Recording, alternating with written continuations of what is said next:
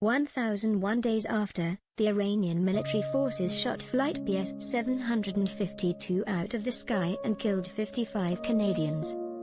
Conservative leader Pierre Poilievre, Carleton, stood in the House of Commons to grill the Prime Minister over whether the Islamic Revolutionary Guard Corps is a terrorist organization.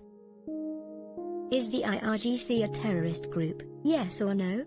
Poilievre asked Prime Minister Justin Trudeau, Poppy no, K.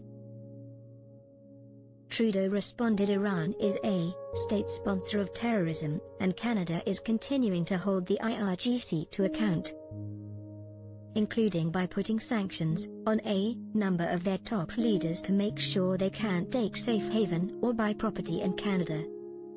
We will continue to hold this bloodthirsty regime to account as young Iranians and the people around the world stand with them, in defense of their fundamental rights and freedoms, Trudeau said. We don't need drama. We don't need acting. We need action, Poilievre calmly responded. This group killed 55 Canadian citizens whose only crime was to get on a plane when they were shot out of the sky by a terrorist organization. On January 8, 2020, the IRGC fired 2 surface-to-air missiles at a Ukraine International Airlines plane that had just taken off from Tehran, killing all 176 people on board. The Iranian government denied shooting down the aircraft for 3 days after, but then admitted that a unit of the IRGC had mistakenly shot down the plane. Poilievre reiterated that the group can still legally operate, recruit, and fundraise in Canada because the Prime Minister has not put them on the terrorist list. So again, yes or no, is the IRGC a terrorist organization? Trudeau said Canada has some of the strongest sanctions in the world against the bloodthirsty regime in Iran. We have stood with the families of PS-752 over the past 1,000 days to ensure accountability and justice.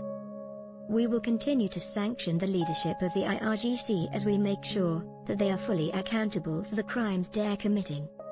Trudeau added that the Canadian government designated the IRGC's Quds Force as a terrorist organization. The Quds Force is one of 5 branches of the IRGC, which specializes in unconventional warfare and military intelligence operations. The Prime Minister has a primary job of protecting our citizens, Poilievre said before posing his question once again.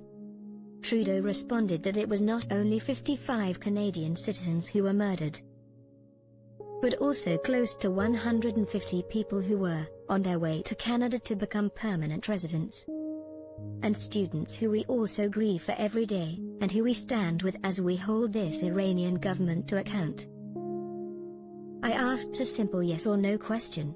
The Prime Minister has had 1001 days to think about the answer, Poilievre said.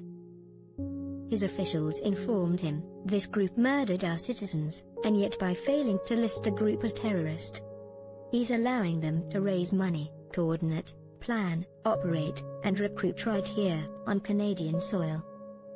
They are not banned from doing any of those things.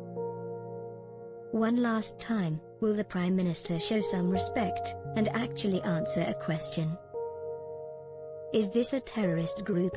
Yes, or no? Trudeau reiterated the federal government sanctioned the Iranian government and the leadership of the IRGC. We will continue to stand up in support of the Iranian people, who are so bravely protesting against this bloodthirsty regime, Trudeau said. Iranians have been protesting for weeks following the death of Mahsa Amini, who died in custody after being arrested for improperly wearing a headscarf. The young women who are waving their hijabs in the face of these criminals, the strength they're showing every single day, and standing up for their rights, is something that all Canadians stand with together, he said.